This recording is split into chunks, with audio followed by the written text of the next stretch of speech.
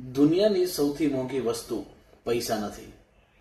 દુનિયાની સૌથી મોંઘી વસ્તુ છે એક એવો વ્યક્તિ જે તમારા આઈડિયા પર વિશ્વાસ કરે. કારણ કે ઘણી વખત આઈડિયા નાનો નથી હોતો, ફક્ત તેને તક આપનારો વ્યક્તિ જ નાનો પડી જાય છે. નમસ્કાર, હું સંજય ગઢવી અને આપ જોઈ રહ્યા છો સંજય વોચ.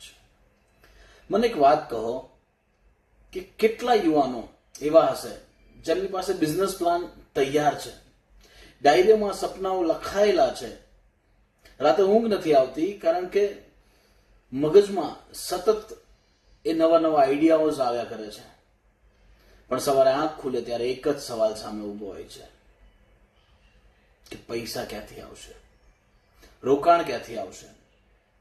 ઘણા લોકો કહે છે કે પહેલા કંઈક કરી બતાવો પછી રોકાણ મળશે, પણ સાચો સ્ટ્રગલર જાણે છે કે ઘણી વખત કંઈક કરવા માટે જ રોકાણની જરૂર હોય છે.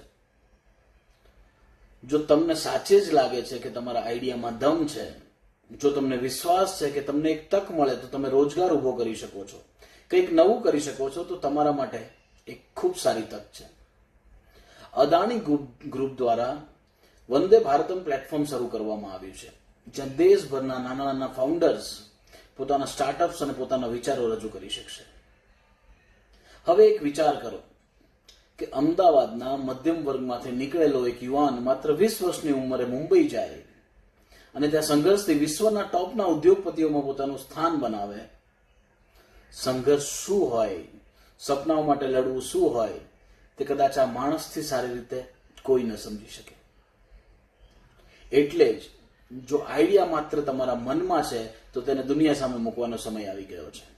19 જુલાઈ પહેલા વંદે ભારતમ ORG પોર્ટલ પર તમારી અરજી અચૂક કરો અને મને વિશ્વાસ છે કે આગામી સફળ સ્ટોરી તમારી જ હશે. અને જો તમને લાગે છે કે આ માહિતી કોઈ એવા વ્યક્તિનું જીવન બદલી શકે છે જે આજે ફંડિંગ માટે સંઘર્ષ કરી રહ્યો છે, તો આ વિડીયો એવા વ્યક્તિને શેર કરવાનું ચૂકતા નહીં. ધન્યવાદ.